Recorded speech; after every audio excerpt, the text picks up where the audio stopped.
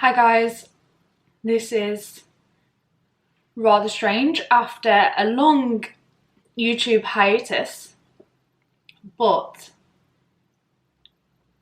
what I'm doing is recording kind of a podcast, but I thought it would be a good one to do as a YouTube video, so I am breaking my YouTube hiatus. So is it weird to see me back on your screen after such a long time away?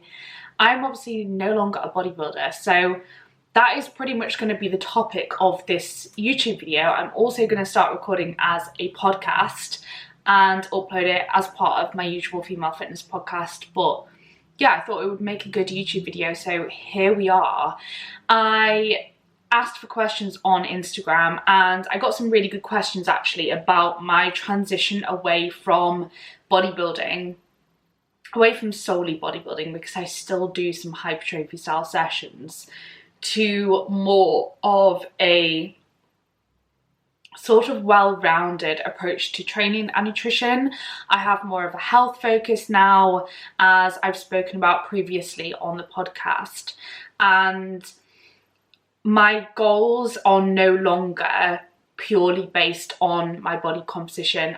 I still care about my body composition and I still want to maintain sort of the condition that I'm in, and I still want to, you know, progress to some extent with my physique in some areas such as my glutes and my hamstrings. To be honest, that's all I care about. Like I no longer care about building muscle tissue through my upper body.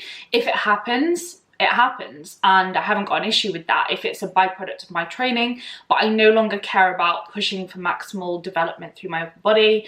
My priority is, like I said, maintaining the physique that I currently have because I'm happy in my own skin and I don't feel a need to push for more hypertrophy. I don't feel a need to push for fat loss either. So yeah, I want to maintain a body composition that I'm happy with, but I no longer feel the need to push my body to an extreme and to have my body composition as the main focus. My priority now is my overall health, my mental and physical health.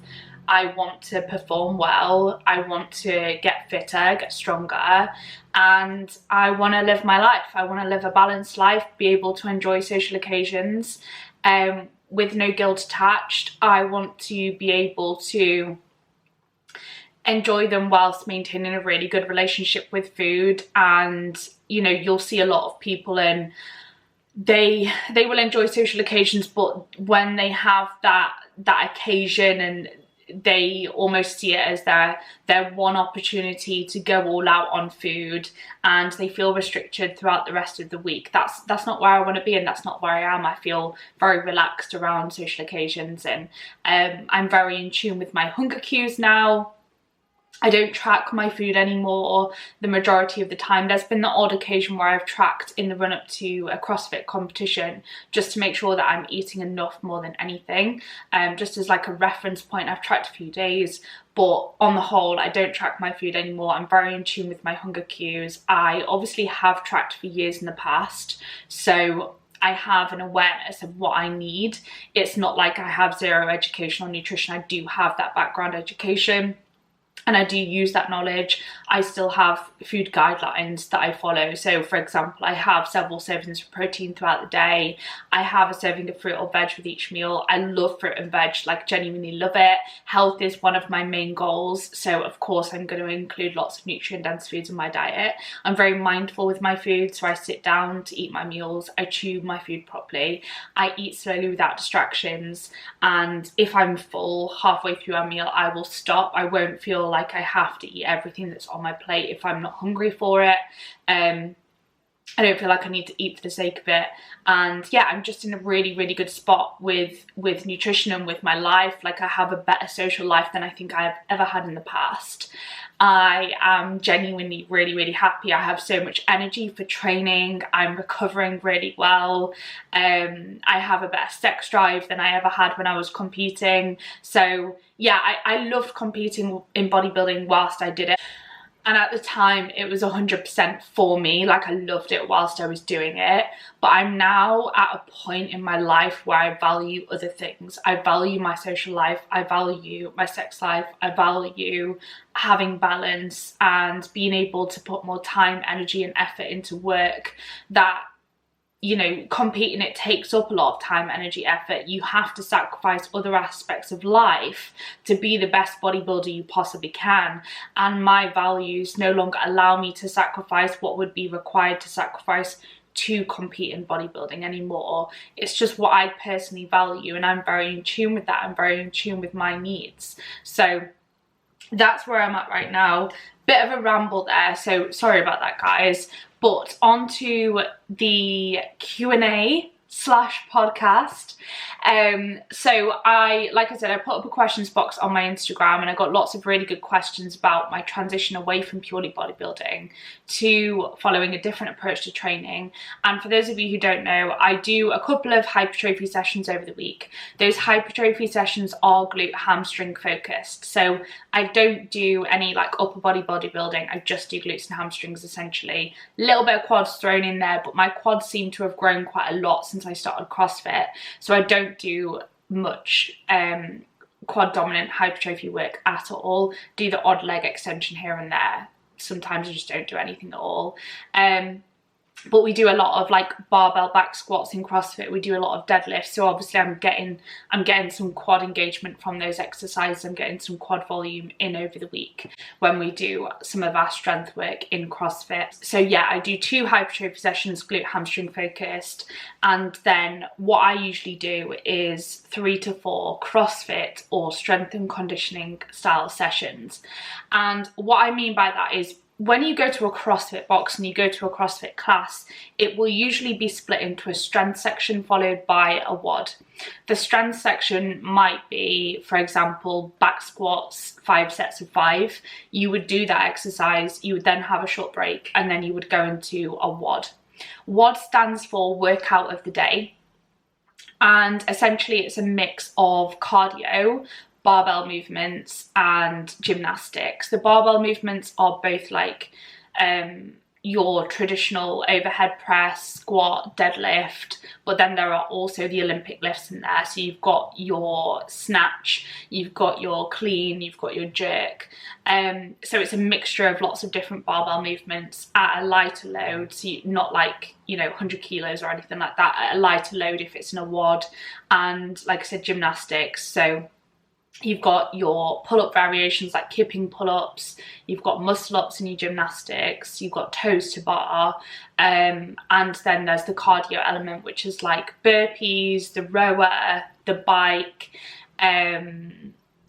box jumps, burpee box overs, skipping or double unders for those that can do double unders. So it's a mixture of all of those different elements put into a workout, and the workout will either have a time cap or you will log, like it might, well, workouts might have a time cap, but you will either log the time it takes you to complete a certain workout, so a certain number of reps, a certain number of rounds, or you will log the number of reps you managed to perform in a given amount of time, and that's how you log your performance in the CrossFit session. So that's what you'll do when you go to a CrossFit box. If you go to a CrossFit gym and you go to a class, it will be a strength section followed by a short break, then into a WOD, which is that what I've just spoken about. And what I mean by strength and conditioning, so strength and conditioning is different to CrossFit, but strength and conditioning training will complement your CrossFit performance, because strength and conditioning kind of says it in the name. It will help you build your strength and it will help with your conditioning as well if you do it right. So it's the type of training that like athletes would do who compete in maybe rugby or football to improve their performance. Strength and conditioning is specific to an athlete's sport, and it will vary depending on what sport they're trying to get better at. For example, I'm currently studying for my level 4 strength and conditioning qualification at the moment. I've got a case study client, and my case study client is CrossFit athlete. So what we're doing is we are working to improve her performance with her Olympic lifts. so that will translate into improved CrossFit performance, and as well as improving her strength with her Olympic lifts and her form. We're working on improving her strength and her form with her compounds, such as the squat, bench and deadlift, and we are working on the conditioning side of things, which will transfer over to her CrossFit performance. But strength and conditioning is different to purely CrossFit. CrossFit is obviously the sport. Strength and conditioning training will support the sporting performance. Let me know if that makes sense. So one of the questions I got asked was, how did I get into CrossFit? Did I learn myself, or did I join in on group classes to begin with? So I definitely started with the group classes. I originally started CrossFit in December. And then we went into lockdown. So I started in December, we went into lockdown. During lockdown, I was training, I don't know if any of you saw, but I was training in a storage unit. So I hired out a storage unit and I was training in the corridors in there. So I basically stuck to bodybuilding during lockdown because I wasn't familiar enough with CrossFit to do that style of training on my own. So I mainly stuck to bodybuilding, just incorporated the odd WOD in there from what the box had put online, and then went back to CrossFit after the lockdown. I think it was January or February what we got out of lockdown. I went back to the box and went into classes, yes. So I did go into classes, and basically during a CrossFit class they'll have an instructor who will help you with movements if you're struggling in the strength section. Obviously they have a large group of people, so it's difficult for them to instruct you individually, but they will give you some guidance, and then you'll go into the WOD, and there's always scaled options. So what that means is when you do a CrossFit workout, there's the RX version, which is basically the like gold standard version of the workout. So it will have the heavier loads, you'll have to do box jumps rather than step ups. RX is you'll have to do proper like keeping pull-ups, muscle-ups, things like that, handstand walks, whereas you can always scale a workout. So scaling a workout means that you basically adapt the exercises to make it easier for you. So there's always an option to work to your own capabilities when you go to a CrossFit box, when you go to a CrossFit workout. So a scaled option of a box jump would be a box step up. A scaled option of a kipping pull-up might be a jumping pull-up or an assisted pull-up. The scaled option of like a 40 kilo snatch could be doing the snatch with the bar, for example. There's always a scaled option. So don't worry if you're just starting off, you won't get thrown in the deep end and you won't have to do all of the RX standard movements. You will be able to scale everything. So that's how I started, scaling all of the movements. And I'm now at the point where I've only got a few more RX movements to master. Those being like handstand walks, double unders, handstand push-ups. I think that's most of the movements I've got left to learn. So yeah, that's where I'm at the moment, but I still scale some things. And you know, you might have to scale things at different point in your training career due to like illness, injury. If you're just feeling a little bit fatigued, you can always scale some things. So don't ever be afraid to scale a workout if you do try CrossFit. And just know that there's always an option for you in any workout. You will never have to do something that you actually can't do. You'll never have to sort of injure yourself, and you can be sensible whilst you're doing CrossFit. So next question was, what sort of exercises are involved in CrossFit? I get confused between Olympic lifting and CrossFit. So Olympic lifts are included in CrossFit. That's the sort of difference. Olympic lifting is a sport on its own. Olympic weightlifting, they've done it at the Olympics, all of that jazz. So Olympic lifts would be, for example, your jerk, your snatch, your clean, and the variations of those movements, and the breakdowns of those movements essentially. And then those lifts are included in CrossFit workouts and in the strength section of your CrossFit workouts. So Olympic lifting is included in CrossFit. So the two, you have to get good at your Olympic lifts to be really good at CrossFit.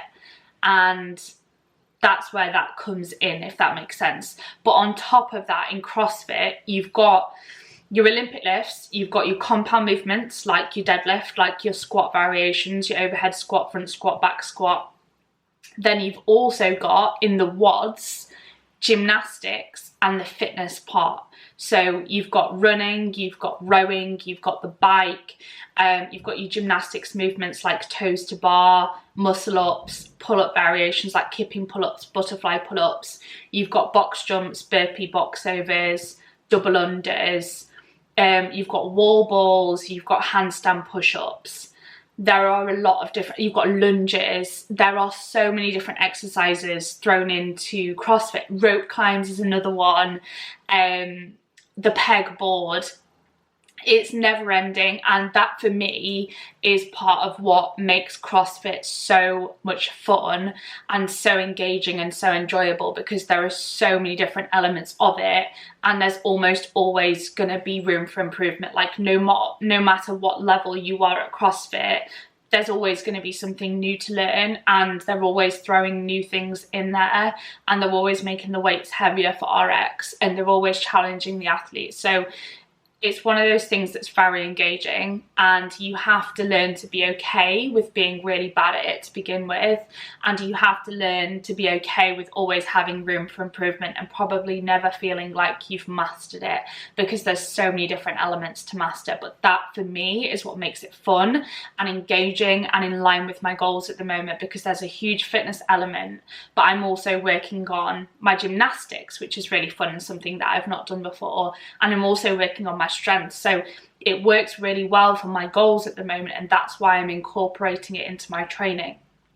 Like I said, I still do a couple of glute hamstring sessions over the week, so I still do some hypertrophy work alongside CrossFit. I'm not only doing CrossFit and nothing else, and I do some strength and conditioning work to supplement my CrossFit, and I also do some injury prevention, so some rear delt work as well, because in CrossFit there's a lot of overhead loading. So it's wise, not a lot of CrossFit athletes do this, but it would be wise for a lot of CrossFit athletes or people that participate in CrossFit in general to do some rear delt work to help them prevent injury, and do some strength and conditioning work and some hypertrophy work alongside their CrossFit workouts. It would do a lot of people the world of good. The next question is tips for incorporating performance-based training alongside some hypertrophy work. For example, how would you structure your training, performance-based sessions and hypertrophy days? So yeah, first of all, you need to establish what your goals are. Like for example, I know that I only want to grow my glutes and hamstrings. I don't want to grow I don't care about growing the rest of my body. So my hypertrophy sessions are therefore going to be glute and hamstring focused, because that's all I need, and my rear delt volume only needs to be minimal for injury prevention. I'm not trying to like grow my shoulders massively. So you've got to identify what your goals are and set your training in line with your goals. Like, what's your priority, hypertrophy or improving strength and like your conditioning? Because that's going to influence which way it's more heavily weighted. If your priority is hypertrophy, then you might have more hypertrophy sessions over the week. If your priority is more strength and conditioning, then you might have more CrossFit strength and conditioning style sessions over the week, if you care about your fitness levels and your strength more than your body composition. So it depends on your priorities. And I would generally advise, if for example you have 2 glute hamstring sessions over the week like I do, make sure they're split up. So don't train them 2 days back to back, because your performance is not going to be the best it could be if you did that. Your recovery is not going to be great. So try and split training the same muscle groups over the week rather than doing them back to back. And consider, so if you're wanting to progress with your performance and do S&C style sessions, what elements of your performance are you trying to progress with? Are you wanting to get better at CrossFit, or are you wanting to just get better at your compound movements like your squat, bench and deadlift? Depends on your goals and what you're wanting to achieve, what your priorities are, and your training should be based on your goals. So there's a lot to consider, and make sure that you're recovering efficiently. Make sure that you've got enough rest in over the week. I would advise everybody has at least one rest day over the week where they actually rest from training. I always have one rest day of the week where I completely rest. But if you are doing a mixture of hypertrophy and S&C/CrossFit, you can sometimes get away with a slightly higher training frequency because of the variation between the two sessions. So yeah, and different sessions will take longer to recover from. So there's a lot to take into account, but what I would do is set your initial programming if you're programming for yourself. If you've got a coach, it makes it so much easier because it takes the thinking away from it. Like, if you can just get a coach and allow them to program for you, it will make your life so much less stressful. They can assess your recovery, they can set your baseline programming, and they can apply progressive overload within that. They can structure when you're going to train what and give you what you need to be doing. So if you can get a coach, it will make your life so much easier. I can't emphasize that enough. But if you're setting your own training, set that initial baseline training program and stick to that and be patient with it. Monitor your performance, monitor your recovery, and make sure you're eating enough. And then if you need to if you find, for example, by the time the second hypertrophy session rolls around, you're not recovered, you might have to add in an extra rest day or reduce the volume of those hypertrophy sessions. So it's just about monitoring your response and then adapting where necessary once you've set that initial baseline training program. I want to give CrossFit a go, but I'm nervous to start as I don't know how to train this way. What advice would you give? So with CrossFit, you have to let go of the need to be in control of everything, because CrossFit workouts are a little bit random. Like, you will turn up at a CrossFit box and you'll get given a random workout and you'll just have to crack on with it. So you have to let go of the need to be in control. And sometimes people who've been in bodybuilding in the past, like myself, enjoy bodybuilding because of that element of control. So you have to learn to let go of that if you want to do CrossFit sessions. When you go into that CrossFit session, you have to let go of the need to be in control and just give 100% on that day itself. But like I said at the beginning, you can scale every workout.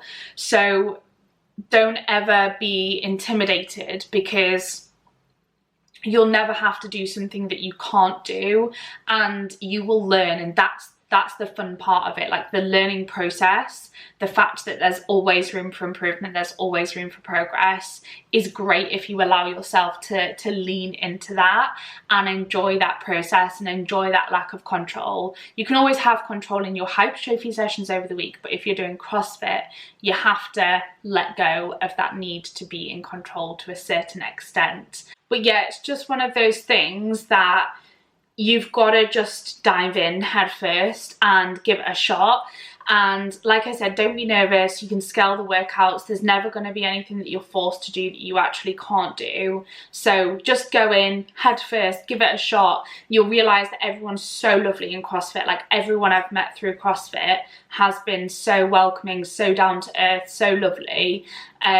And it's been a really pleasant experience. I've made so many really lovely friends who I'm so incredibly grateful for. So yeah, just go in head first and give it a shot. Like, find a local box and go to a class and see what you think. You know, you've got nothing to lose by trying something new. So what is holding you back? Like, you've got nothing to lose. It's natural to be nervous when you're going into a new environment. But like I said, you can scale everything. You won't be forced to do anything that you can't do. And sometimes you've just got to put yourself out there and get that first time over and done with. And once that first time is done, you'll realise that it's nothing to be nervous for, and you will absolutely love it. Next question was, what made you want to try CrossFit over powerlifting or any other type of weight training? So obviously I've done bodybuilding, so that box has been ticked. But powerlifting, sort of, I think I would enjoy it to a certain extent, but I also think that I might find it a little bit boring. And I was drawn to CrossFit because of the fitness element of it and the gymnastics and how many different aspects of training are incorporated into CrossFit. Like, I love that. I love that I'm the fittest I've ever been, and that wouldn't come with powerlifting. So that's why I was drawn to CrossFit, I think. And also, I actually did my CrossFit foundation course. So basically, before you go to a session, you'll be invited to a foundation day or a foundation class where they teach you the basics of CrossFit, and that will fill you with confidence as well for your first session. I did my foundation course back in 2018, but at the time I was still bodybuilding, so I knew that I wouldn't be able to do CrossFit alongside bringing my best to a bodybuilding stage, so I couldn't go into it at that point. I did the foundation course, loved it, but because I was bodybuilding, I knew that I couldn't do it.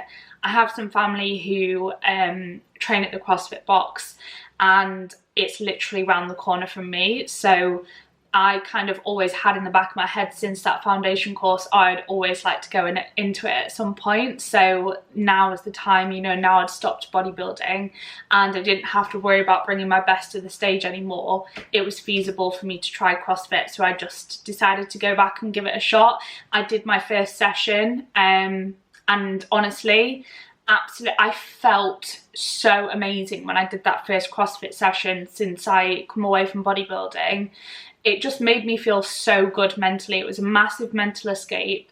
I felt just so like invigorated and happy and really enjoyed it, and it really pushed my limits, which I absolutely love. So since that first session, I've never looked back. I was like, yes, I'm going into it now.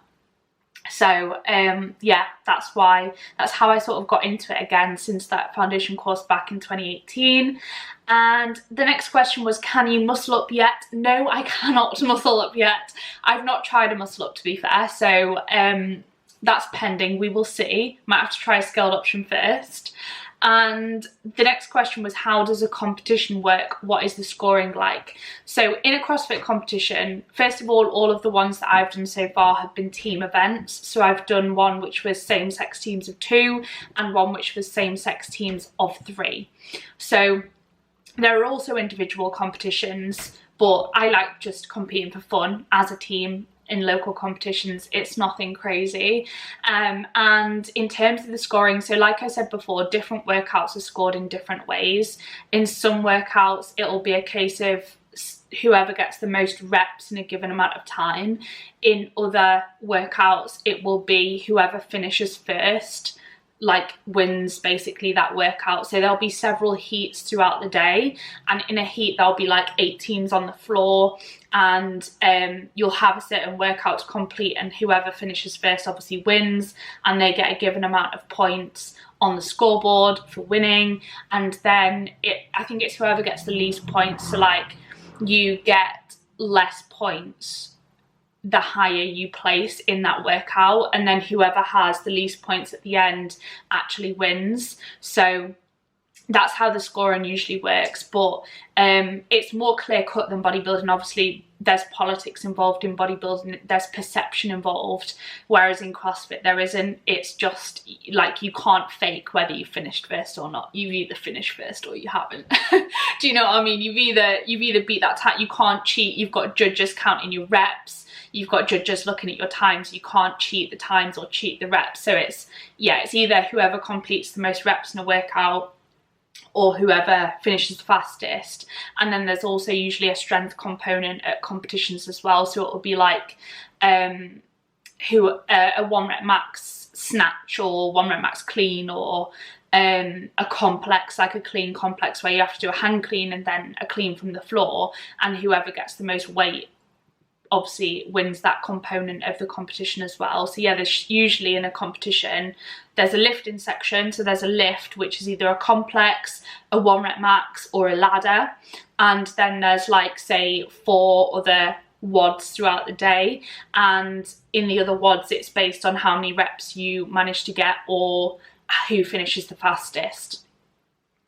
And the workouts are really hard, but they're really fun, and it's so challenging but in such a fun way. And I've always loved training because of the element of being able to push my limits, and CrossFit gives me that. Bodybuilding obviously once gave me that, but now CrossFit gives me that, and I'm also able to have a social life.